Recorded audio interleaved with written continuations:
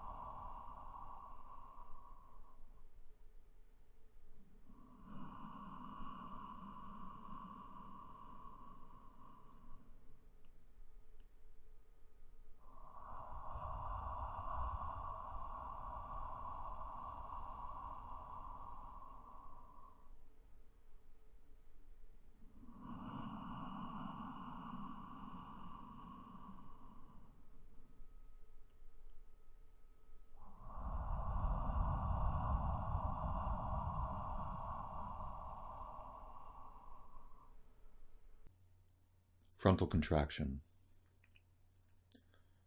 The basic idea to when we breathe in is that our chest and our thorax expand naturally to make room for air.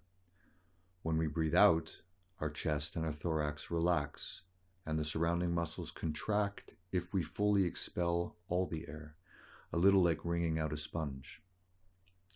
Generally, breathing practices focus on the abdomen and front of the body, so when we consider this motion, it's probably with the image of mild expansion and contraction of the front of the torso.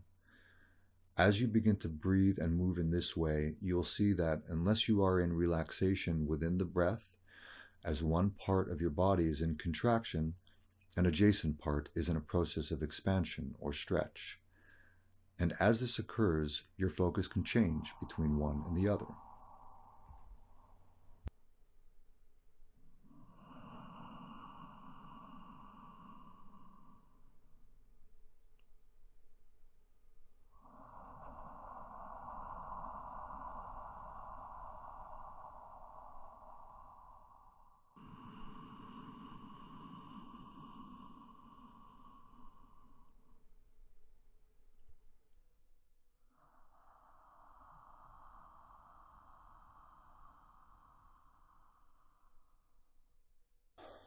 Back contraction. Once we consider what is happening with the body and breath, it becomes easier to conceive different movements in the expansion, relaxation, contraction of breathing. The contraction can take place using the muscles of our back, where so much of our tension is stored. Contracting the muscles of the back in full exhalation and then expanding those same muscles in inhalation brings motion and consciousness into a generally very ignored region of our anatomy. The back is asked to burden so much of our daily composure without being given any opportunity to release that tension. In this way of combined breath and motion, we can do so. A simple example of the way our body naturally uses the process of expansion, contraction, and relaxation is when we do a morning stretch in bed just after awakening, where you take a deep breath in and expand your tissues out through all limbs. The part that isn't obvious, however, is that contraction that happens in our body following the first inhale and expansion stretch. This is usually the most satisfying part of the quote-unquote stretch. It's contraction. Following this contraction, we then relax our body.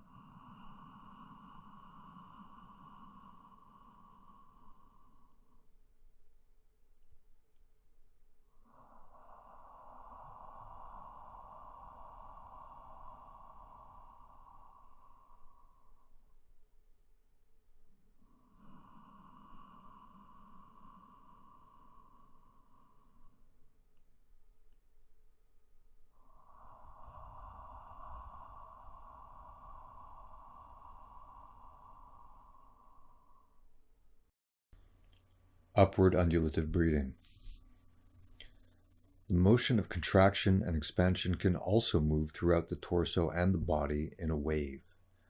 Here I move with a slow and subtle upwards undulation.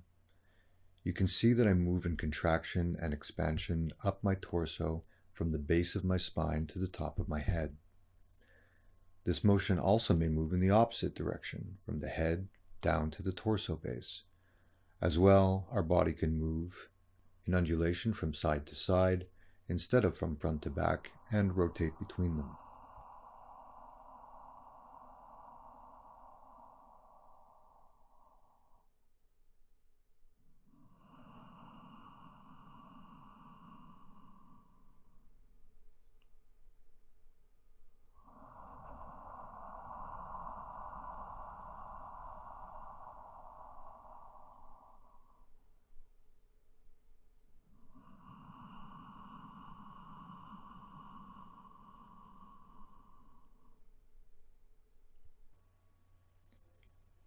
Rotational upward undulation. We can also rotate the spine as like with a hula hoop. In this segment, I am rotating the spine and moving the rotation upwards with the undulation.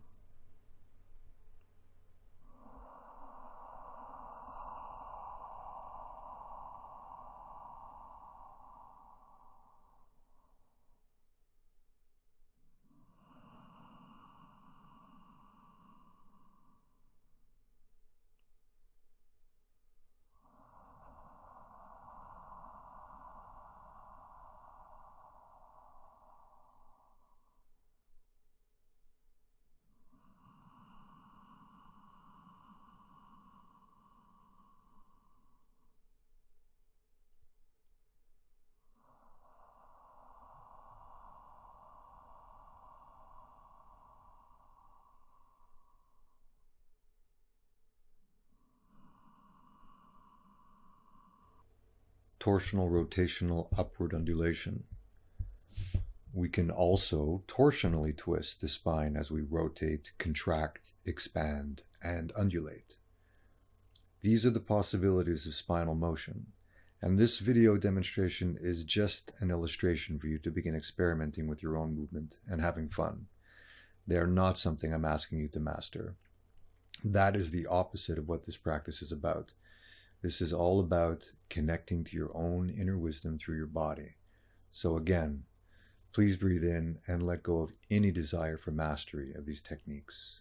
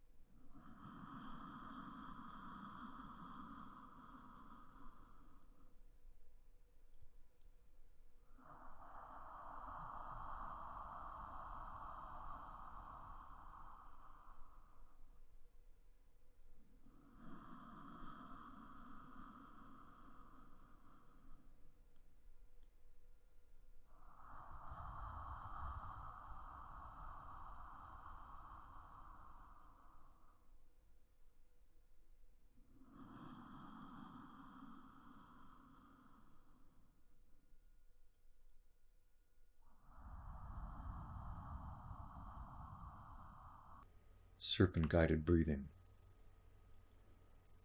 All of this breath and motion comes together in what I call serpent-guided breathing. In yogic ujjayi breathing, the breath begins in the lower chakras and moves up to the throat. In Chinese tu na breathing, the breath moves from the abdomen up the diaphragm and into the chest. With serpent-guided breath, the breath goes where the breath goes, as we move our body in accordance with what feels good. That is your guide. What gives potency to all of this is the way you will learn to slow down your clock and carve out time and space for this practice so that nothing else is more important. I will offer more insight into this with the audio primer and especially live in Taom sessions. This will all help you open your sensorial channels so that you feel your body in a way that you may not have before. Deep sensing and feeling are your way of knowing what is going on within you and what is needed for your own care and healing. You know what foods you like, the many flavors and textures, and how you feel when you eat them, yes? Nobody needs to prescribe this for you. So, as you sink into this practice, your sensorial channels will grow and develop. Your body will communicate what it needs, how it wants to be held, where there is tension to release, all the areas that you most likely have been ignoring. You will be amazed by how your body will guide you inward.